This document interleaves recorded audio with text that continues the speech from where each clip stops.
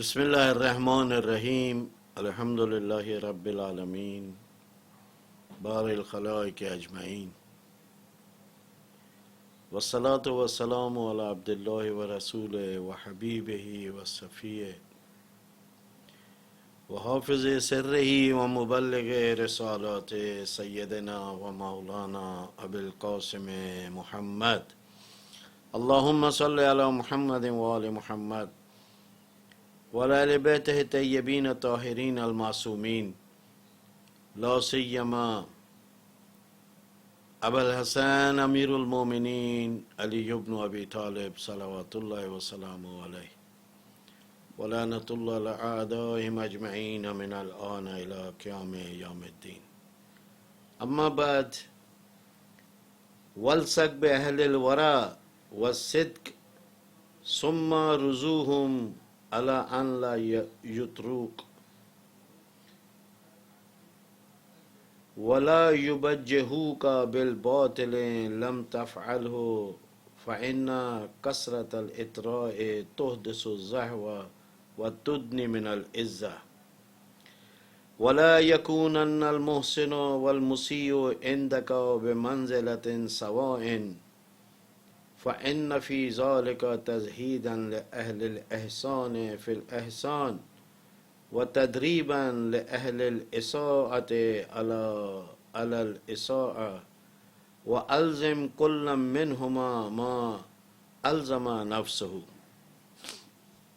ایام شہادت مولا امیر المومنین علیہ السلام ہے. پروردگار عالم سے دعا ہے ہماری، پروردگار ہمیں مولا کائنات کی سیرت پر، ان کے ارشادات و تعلیمات پر عمل کرنے کی توفیق عطا فرمائے. کل تھوڑی سی گفتگو ہم نے عرض کی تھی کہ مولا امیر المومنین کا شبۂ قدر بھی ہیں، قرآن سے کتنا تعلق ہے. پیغمبر اکرم فرماتے ہیں علی مع القرآن والقرآن مع علی. قرآن علی سے جدا نہیں، علی قرآن سے جدا نہیں، جڑے ہوئے ہیں ایک دوسرے کے ساتھ. اور عرض کیا کہ مولا امیر المومنین نے 3 حوالے سے قرآن کے متعلق عظیم خدمات کو انجام دیے. ایک تو قرآن مجید کی ترتیب دی، مرتب کیا اس کو. دوسرا اس کے اوپر اعراب لگائے تاکہ عرب و غیر عرب دونوں آسانی سے پڑھ سکیں. اور تیسرا کام تجوید کا ہے کہ جو اس وقت قراءت عاصم ہے،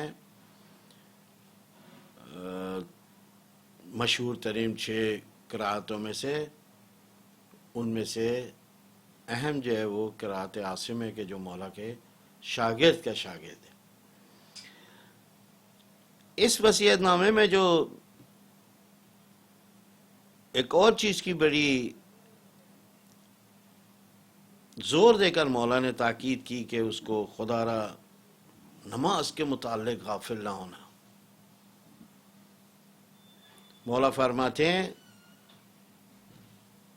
نماز جو ہے وہ دین کا ستون ہے.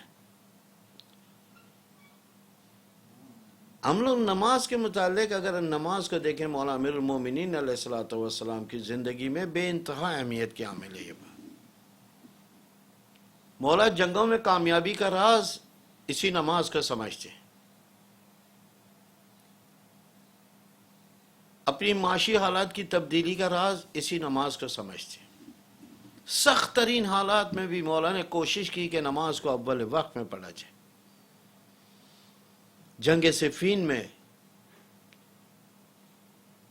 جب چاروں طرف سے دشمن نے مولا کائنات کو گھیرا ہوا تھا اور مولا پریشانی کے عالم میں ادھر ادھر جا رہے تھے، تو کسی نے کہا یا علی، آج آپ کو میں اتنا پریشان جو دیکھ رہا ہوں، کبھی میں نے زندگی میں اتنا پریشان نہیں دیکھا. مولا نے اس وقت فرمایا کہ یہ پریشانی میرے لیے نہیں ہے، بلکہ میری یہ پریشانی میرے خدا کے لیے ہے. تم دیکھ نہیں رہے ہو کہ نماز کا وقت ہو گیا اور مجھے فرصت نہیں مل رہی نماز پڑھنے کی.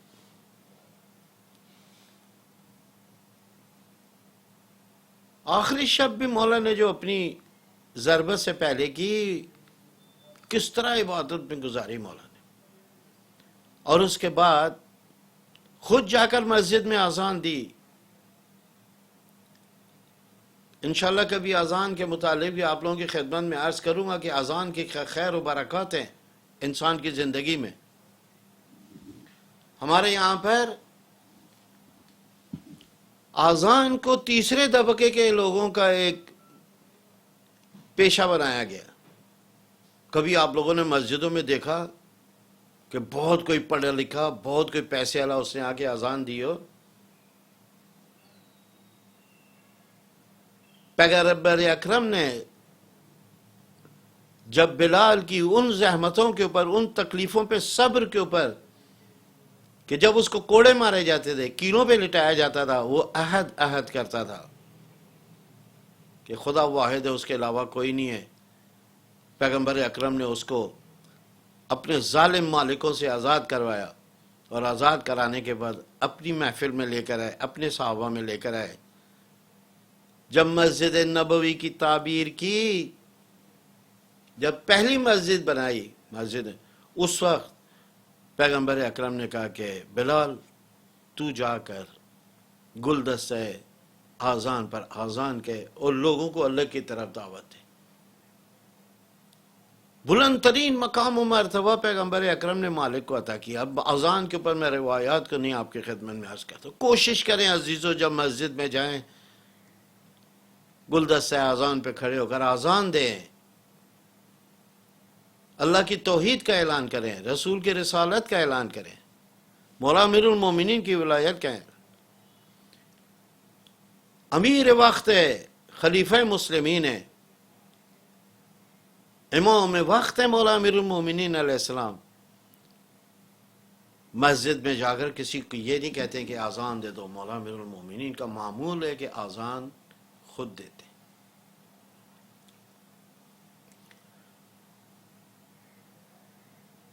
نماز شروع ہوئی، مولا کو ضرب لگی. اب بھی نماز کی اہمیت.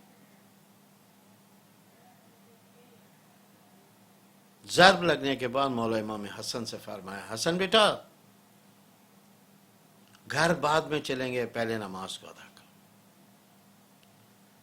اہل بیت علیہ الصلوۃ والسلام کی زندگی میں نماز کی اہمیت.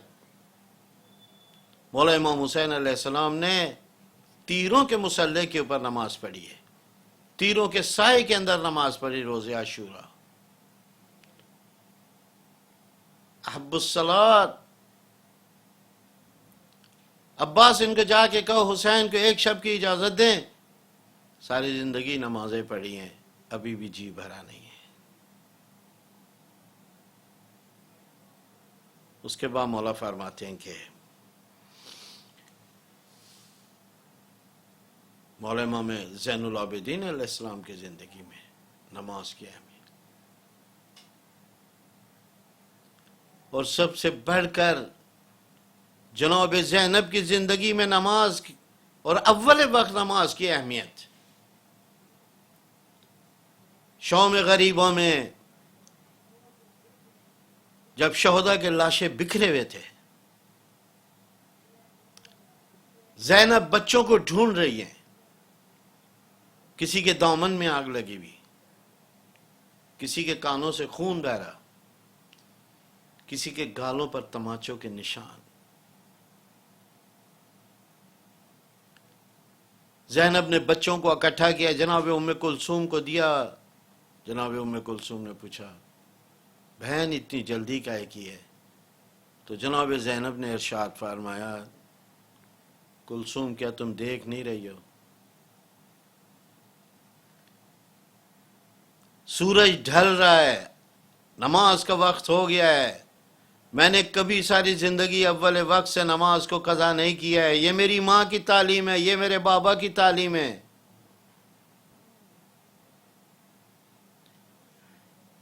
جناب سیدہ کی شہادت کے وقت جب مغرب کا وقت تھا، بی بی دوڑ کر خیموں میں گئی. اسما نے پوچھا بی بی کیا لینے جا رہی ہو؟ فرمایا میں اپنی ماں کا جان نماز لینے جا رہی ہوں. میری ماں نے کبھی بھی اول وقت سے نماز کو قضا نہیں کیا.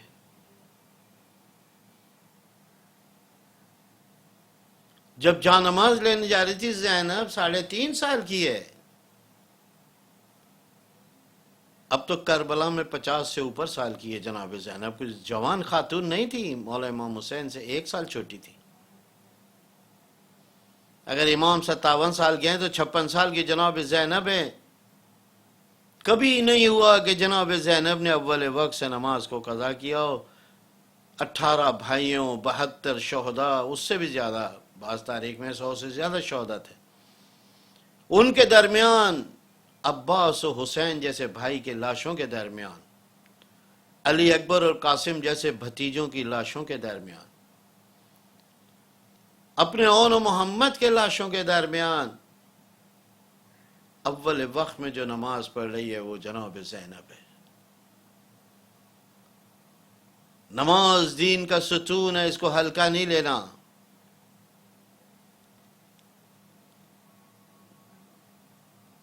من آنا تارک الصلاۃ کأنہ قتل صبیا نبیا۔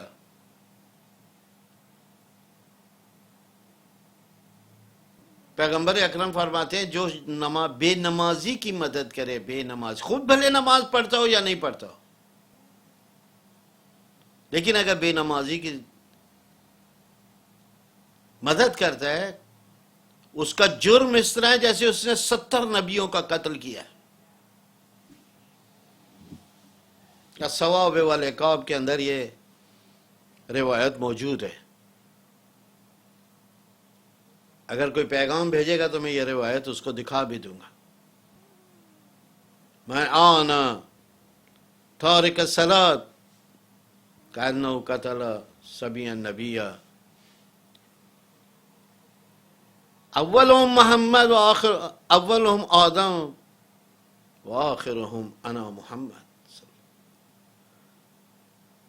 فرمایا جو بے نمازی کی ایک لقمے سے یا ایک رومال کے برابر کسی چیز سے مدد کرے، آنا بلقمۃ او کسوۃ، معمولی لباس کے ذریعے، معمولی کپڑے کے ذریعے مدد کرے، یا ایک لوانا، ایک نوالا جو ہے اس کو کھلائے بے نمازی کو، اس کا جرم ایسے جیسے اس نے 70 نبیوں کا قتل کیا، جس میں سے پہلا آدم ہے اور میں آخری، میں خود محمد ہوں۔ اس سے تو بڑھ کر کوئی روایت نہیں ہو سکتی۔ اتنا سنگین گناہ ہے کہ 70 نبیوں کا قتل کے برابر ہے یہ گناہ اس کا۔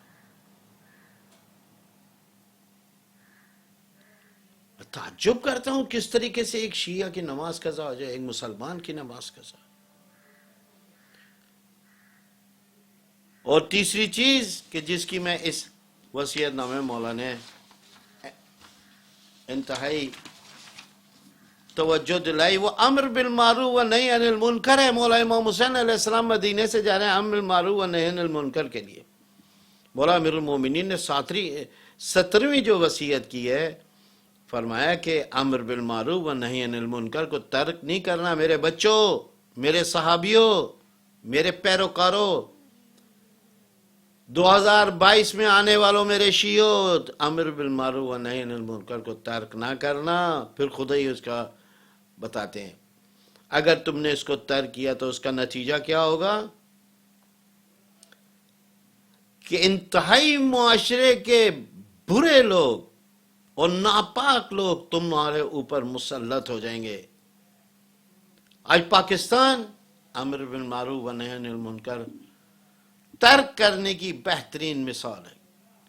اگر امر بالمعروف و نہی عن المنکر ہوا ہوتا تو آج اس طرح امیر امیر نہ ہوتے، آج غریب اس طرح غریب نہ ہو۔ آج یہ فحاشی، آج یہ برائی، آج معصوم بچیاں ان کی والدین کی آنکھوں کے سامنے اٹھائی نہ جاتی، ان کی عزتوں کے ساتھ نہ کھیلا جاتا۔ یہ سب امر بالمعروف و نہی عن المنکر کو ترک کرنے کے نتیجے۔ مولا نے فرمایا اگر تم امر بالمعروف و نہی عن المنکر کو ترک کر دو گے، تمہارے اوپر کون لوگ مسلط ہوں گے؟ انتہائی ناپاک قسم کے لوگ، راشی، لٹیرے، ڈاکو، بے رحم، بیت المال کو لوٹ کے لے جائیں گے، ملک کے خزانوں کو خالی کر دیں گے، ملکی وسائل کو اپنے مفادات کے لیے اپنا سرمایہ بڑھانے کے لیے بیچیں گے، یہ قوم کی خدمت نہیں کریں گے، برے ترین لوگ۔ پیغمبر اکرم کے بعد کیا ہوا؟ اہم پوسٹوں کے اوپر وہ لوگ چلے گئے کہ جو اس کے اہل نہیں تھے۔ اس کا نتیجہ کیا ہوا؟ اس کا نتیجہ کیا ہوا؟ مسلمانوں میں خون خرابہ ہوا۔ وہ وقت بھی آیا کہ جو حاکم بننے کے لیے کوئی تیار نہیں تھا مسلمانوں کا، علی کے آ کے ہاتھوں کو چوما، پیروں پہ گرے کہ یا علی، اب آپ کے علاوہ کوئی نہیں ایسا ہے کہ جو اس کشتی کو اس ظلم کے بھور سے نکالے۔ اس وقت بھی مولا امیر المومنین نے یہی کہا کہ تم میرے عدل و انصاف کو برداشت نہیں کر سکو گے۔ کہ نہیں مولا، ہم آپ کے عدل و انصاف کو برداشت کریں گے، قبول کریں گے۔ کہ نہیں کرو گے۔ مجبوراً علی علیہ السلام کو حکومت کو قبول کرنا پڑا، حاکم بنے، اور اس کے بعد کس طریقے سے علی کے عدل و انصاف کو برداشت نہ کر سکے، آہستہ آہستہ علی کو چھوڑ کر جانے شروع ہو گئے۔ اسی لیے ایک مورخ نے صحیح لکھا کہ علی اپنے شدت عدل کی وجہ سے قتل ہوا، اور حسین زمانے کی شدت جہالت کی وجہ سے شہید ہوئے۔ علی کا قاتل عدل علی ہے، اور حسین کا قاتل زمانے کی جہالت ہے۔ تمہارے اس کے بعد مولا فرماتے ہیں کہ تمہارے اوپر بدترین لوگ مسلط ہو جائیں گے، اور تمہارے اوپر ظلم و ستم کریں گے۔ تمہارے کبھی کھانے پینے کی اشیاء کو مہنگا کریں گے، گھی کو مہنگا کریں گے، چینی کو مہنگا کریں گے، بلوں کو تمہارے اوپر مہنگا کریں گے، بجلی کے یونٹس کو مہنگا کریں گے۔ ان کو تو کوئی فرق نہیں پڑتا، انہوں نے تو حرام کا بہت کچھ اپنا جوڑا ہوا ہوتا ہے۔ ظلم و ستم کے ذریعے انہوں نے اپنے ذاتی خزانے بھرے ہوئے، ان کو کیا فرق پڑنا ہے؟ فرق تو غریب کو پڑنا ہے۔ یہ تمہارے اوپر ظلم و ستم کریں گے، تمہارے بچوں کو پڑھنے نہیں دیں گے، تمہارے بچوں کو بھوکا رکھیں گے، تمہیں باندھ کے رکھیں گے،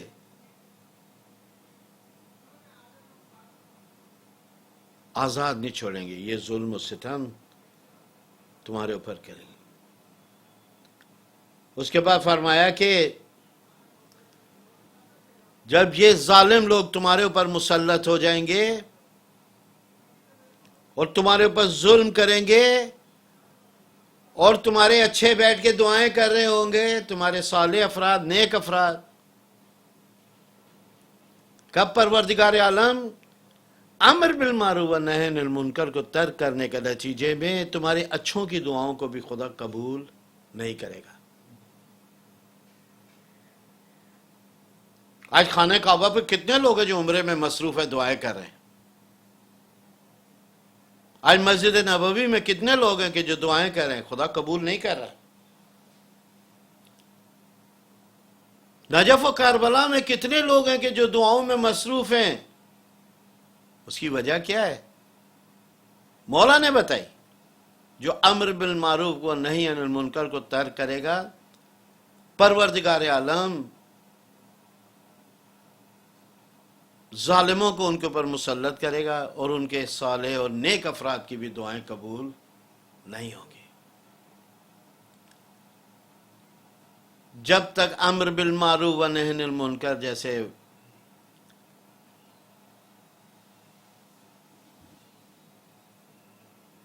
اصول کو معاشرے میں نافذ نہیں کریں گے، ہمارے وطن کی کوئی بھی چیز صحیح ہونے والی نہیں ہے۔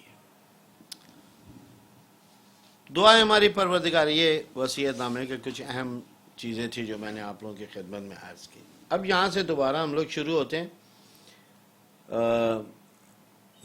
اس کو اب تھوڑا جلدی جلدی پڑھیں گے چونکہ کافی طویل ہے، اور اس کے اندر بہت سی اہم سی باتوں نے آنا ہے، لہذا ہم لوگ اب زیادہ تفصیلات میں نہیں جائیں گے، اور جلدی جلدی اس کو کوشش کریں گے کہ کسی طریقے سے بھی اس کو تھوڑا سا خلاصہ آپ کی خدمت میں بیان کریں۔ اس کے بعد مولا فرماتے ہیں کہ جب تم مصر میں چلے جاؤ، وَلْسَقْ بِأَهْلِ الْوَرَى وَسِّدْ، دو گروہ کے ساتھ मालिक तुमने बहुत नज़दीकी ताल्लुकात अपने रखने। एक तो अहले तकवा लोगों के साथ तुम्हारा उठना बैठना, तुम्हारे दरबार में जो है वो बेदीन लोग नहीं होने चाहिए, परहेजगार लोग होने चाहिए, तकवा और वरा वाले लोग होने चाहिए।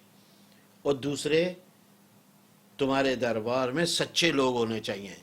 यानी कहने का मकसद यह है कि तुम्हारे अतराफ में जो लोग हों, एक मुत्तकी और परहेजगार हों, और अपने अतराफ को तुम सच्चे लोगों से पुर करना। सुम्मा रुजूम अला अन युतरुक, ये बड़ा अहम जुमला मौलाना ने उसके बाद फरमाया। करना फका ये कि तुम अहले तकवा को अपने करीब बुलाना, सच्चे लोगों को अपने करीब बुलाना, बल्कि इनको अपने करीब लाकर फिर क्या करना, उनकी तरबियत करना कि तुम्हें जब तुम अच्छे कामों को अंजाम दो या किसी बुरे काम को अंजाम ना दो तो तुम्हारी हद से ज्यादा जो है वो सना ना करें, मद ना करें, तुम्हारी तारीफें ना करें। उनको पहले बता देना कि देखो तुम मेरे पास आए हो, खामोखा मेरी तारीफ नहीं करना, हद से ज्यादा मुझे ना बढ़ाना, अच्छे काम पर भी। और अगर कोई बुरा काम निकाला, क्या हुआ किबला, वाह वाह आपने तो यकीनन वाकई ये काम नहीं किया आपने, उसके ऊपर है। तो आप लोग, अगर एक बाब है हमारे रिवायात के अंदर कि खत किस तरीके से लिखा जाता है, मौला अमीरुल मोमिनीन की खास तौर पर इस बारे से हिदायत वाकई अगर हमारे मुआशरे में, हमारे ऑफिस में पहुंचे, लोग हैरान हो जाए। मौला अमीरुल मोमिनीन फरमाते हैं कि खामोखा मेरी तारीफें मत करो जब मुझे खत लिखते हो। बस एक दफा कह दिया ना। मौला फरमाते हैं ना फका ये कि तुम सच्चों को अपने नजदीक बिठाओ, तकवा वालों को बिठाओ, बल्कि उनकी तरबियत करो कि खामोखा तुम्हारी तारीफें मत करें, इसके बड़े नुकसानात हैं। उसके बाद खुद ही फरमाते हैं मौला, क्योंकि ज्यादा महदो सराई फ़इन्ना कसरत अल इतराए तुहदिसु ज़हवा व, दो खतरा से आगा करेंगे अगर खामोखा अगर किसी ने अपनी तारीफें करवाई। एक तो ये मौला फरमाते हैं क्योंकि ज्यादा महदो सराई तुम्हारे अंदर गुरूर और तकब्बुर को पैदा करेगी। यार मेरे जैसा तो कोई है ही नहीं, जो मैं कर रहा हूं बिल्कुल सही है। और दूसरा ये कि सरकशी नाफरमानी की मंजिल से तुम्हें करीब करेगी। जब तुम इस तरह अकड़ जाओगे, तुम्हारे अंदर गुरूर आ जाएगा, यही चीज तुम्हारी अल्लाह से नाफरमानी और गुनाह का बायस बनेगी। उसके बाद फरमाते हैं वला यकूनन्नल मुहसिनु वल मुसीउ इंदका बिमंजिलत सवा, अच्छे और बुरे मालिक तुम्हारे नजदीक बराबर नहीं होने चाहिए। अच्छों को अच्छों के मकाम पे रखो, बुरों को बुरे मकाम के ऊपर रखो। अगर तुम ऐसा करोगे, नेकी करने वाला, अच्छाई करने वाला बददिल हो जाएगा, अच्छाई की तरफ उसकी रग़बत कम हो जाएगी। और फ़इन्न फ़ी तज़ीदन लिअहलिल इहसान फ़िल इहसान, अगर तुमने बराबर कर दिया अच्छाई भलाई के काम करने वालों को और बुरे काम करने वालों को बराबर कर दिया, एक तो ये कि जो नेकी करने वाले हैं उनकी रग़बत नेकी की तरफ कम हो जाएगी। और दूसरी बात ये कि अगर बुरों को अच्छाओं के बराबर कर दिया, ये बुरे लोग जो हैं ये अपनी बुराई के ऊपर आदी हो जाएंगे। लिहाजा तुम्हारा काम क्या होना चाहिए, इसके बाद वाले जुमले में हर शख्स को उसी की मंजिलत पर रखो जिसका वो मुस्तहक है। वअल्ज़िम कुल्ल मिन्हुम मा अल्ज़मा नफ्सहु, इसका मतलब है क्या करने का कि भाई जिसने नेक काम किया है उसकी जज़ा है, जो बुरे काम कर रहा है उसकी सजा बुराई है। ایک اور بھی فائدہ اس کے اندر، اگر نیک کام کرنے والے کو تم نیکی دو گے، وہ برا کام کرنے والا جب اس کو دیکھے گا اپنی اصلاح کرنے کی کوشش کرے گا، یار میں بھی یہ کام اچھے کروں تو مجھے بھی کوئی انعام ملے، لہذا وہ اپنی اصلاح کرنے کی کوشش کرے گا۔ جب نیک کام کرنے والے کو اس کا جزا دو گے، وہ اور زیادہ کرے گا، اور زیادہ نیکی کرنے کی کوشش کرے گا، لہذا اچھے کو اور برے کو ایک ساتھ رکھنا یہ مناسب نہیں ہے۔ اگر ہم اس بات کو تھوڑا سا اس کو کھولیں تو آپ لوگ یہ دیکھیں کہ اکثر ہماری تنظیموں میں، ہمارے خاندانوں میں، ہمارے اداروں کے اندر اختلافات کب شروع ہوتے ہیں؟ جب ذمہ دار حاکم، مسئول جو ہے وہ مراتب کا خیال نہ رکھے۔ مثلا خاندانی روابط کے اندر بیٹے کو زیادہ اہمیت دینی چاہیے، باپ بیٹی کو اہمیت دیتا ہے، وہ اوپر آ جاتی ہے۔ گھر کے امور کے اندر بڑے بیٹے سے زیادہ مشورہ کرنا چاہیے، چھوٹے بیٹے سے مشورہ شروع کر دیتے ہیں، جس کا جو مقام ہے اس کے اوپر نہیں رکھتے۔ آج پاکستان کے اندر بھی جن کا مقام جیلیں تھی وہ آج ہمارے یہاں پر عہدیدار بن گئے، پاکستان کے ذمہ دار افراد بن گئے۔ اور دنیا میں ایسے ہی ہے، نیک افراد سجدوں میں مصروف رہ جاتے ہیں، چرب زبان اور چاپلوس لوگ، چرب زبان، یہ سارے کے سارے آ جاتے ہیں۔ آپ اندازہ جا کے دیکھیں گے ہماری مساجد کے اندر کوئی انتظامیہ میں ہمارے جو نیک لوگ ہیں وہ آپ کو بہت کم ملیں گے، جن کا کوئی مسجد سے تعلق نہیں ہے وہ زیادہ ملیں گے، اور یہی چیزیں اختلافات اور لڑائی کا سبب بنتی ہیں۔ پیغمبر اکرم کے بعد بھی اگر لائق افراد کو یہ عہدے مل جاتے تو آج مسلمانوں کا اس طرح شیرازہ بکھرا ہوا ہوتا۔ ہم تھوڑا سا اس کو چاہیں، مولا فرماتے ہیں الزم کلم منہما، اچھے کو اچھے کے مقام پہ رکھو، برے کو برے کے مقام پہ رکھو۔ اگر تم برے کو سزا دو گے، اس سے اچھا بھی اپنی تربیت کرے گا، یار مجھے ایسا نہیں ہونا چاہیے۔ لہذا اگر تم یہ چاہتے ہو کہ معاشرے کے اندر امن و امان قائم رہے، سب اپنے حدود میں رہ کر کام کریں اور اختلافات نہ ہوں، تو ہر ایک کو اس کے اپنے مقام کے اوپر رکھو۔ اس کے بعد مولا فرماتے ہیں کہ اور اب ایک جہاں پر اعتماد کی بات کر رہے ہیں، آج تک کسی کو پتہ نہیں ہے کہ اللہ پر ایمان کے بعد کچھ اور بھی ایمان ہونے چاہیے۔ اگر آپ یہ چاہتے ہیں کہ آپ اپنی مملکت کو کامیاب کریں، آپ اپنے لوگوں کو اوپر لے کر آئیں، ان میں ایک چیز یہ ہوتی ہے کہ حاکم اعتماد کرے اپنی عوام پر۔ حضرت امام خمینی جب فرانس میں تھے، جناب ایت اللہ مطہری جب ان سے مل کر آئے تو فرمایا کہ آپ نے کیا دیکھا وہاں لوشاٹو میں؟ مولا امام خمینی کہا آپ نے کیا دیکھا؟ آپ ان سے مل کر آ رہے ہیں۔ کہا میں نے چند ایمان دیکھے، ایک اللہ پر ایمان، ایک اپنے مقصد پر ایمان، ایک اپنی عوام پر ایمان، کہ اللہ پر ایمان، میرا مقصد صحیح ہے اس کے اوپر ایمان، اور تیسرا یہ مجھے اپنی عوام پر ایمان ہے، اعتماد ہے۔ یہ بہت اہم چیز ہے کہ اگر آپ اپنی عوام پر اعتماد نہیں کریں گے، ان کے اوپر یقین نہیں کریں گے، آپ کسی بھی شعبے میں ترقی نہیں کر سکتے۔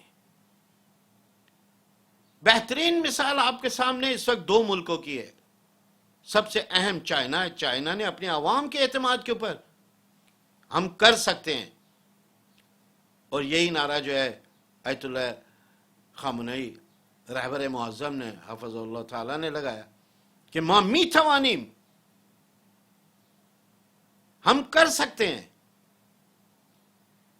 اگر امریکہ میں اتنی ترقی ہوئی ہے وہ بھی انسانوں نے کی ہے، فرانس میں ہوئی ہے انہوں نے انسانوں نے کی ہے، جرمنی میں اتنی ترقی ہوئی ہے وہ بھی انسانوں نے کی ہے، فرانس میں انسانوں نے کی، اٹلی نے، ہر کسی نے انسانوں نے کی ہے۔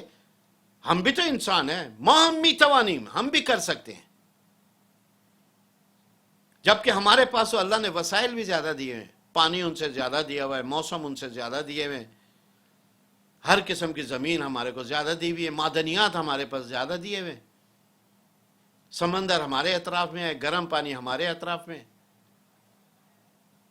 5 دریا ہمارے ملک سے نکلتے ہیں، ہمارے پاس تو وسائل زیادہ ہیں، ہم بھی کر سکتے ہیں، فقط ہمت چاہیے، ہمت، کوشش، ہمت۔ مولا امیر المومنین علیہ السلام فرماتے ہیں قدر المرء بقدر ہمت،